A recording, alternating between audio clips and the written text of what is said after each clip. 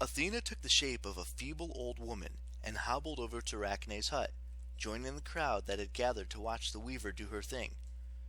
The mortal was good, no doubt about it.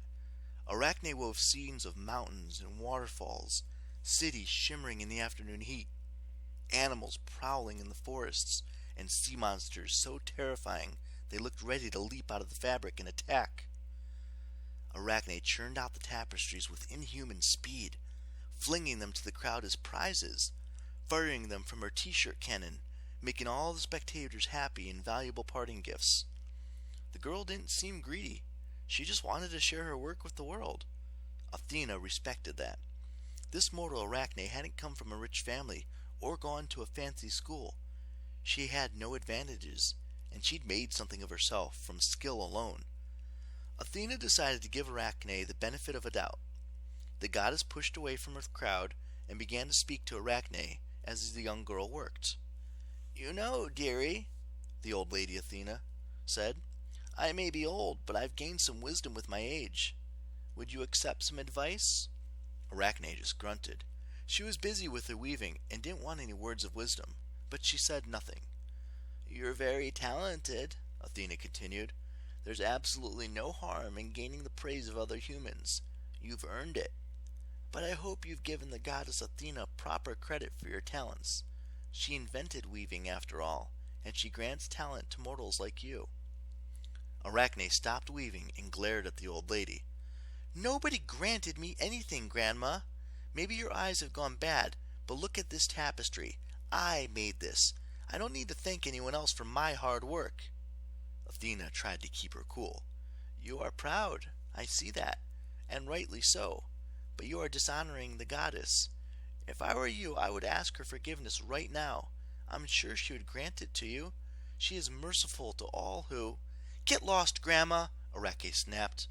"Save your advice for your daughters and your stepdaughters. I don't need it. If you love Athena so much, go tell her to come find me, and we'll see who owns the art of weaving." That was it. Athena's disguise burned away in a burst of light. The goddess stood before the crowd, her shield and spear gleaming. "Athena has come," she said, "and she accepts your challenge." Pro tip: if you're a mortal and a goddess appears right next to you, and if you want to survive the next few minutes, the proper thing to do is fall on your face and grovel. The crowd did exactly that, but Arachne had guts. Of course she was terrified inside.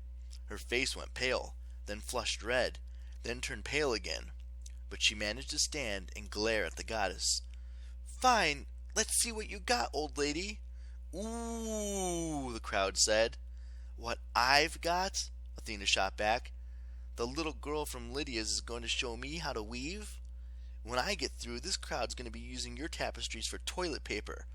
"Burn!" said the crowd. "Oh yeah?" Arachne sneered. "Must have been dark inside your daddy's head if you think you can weave better than me.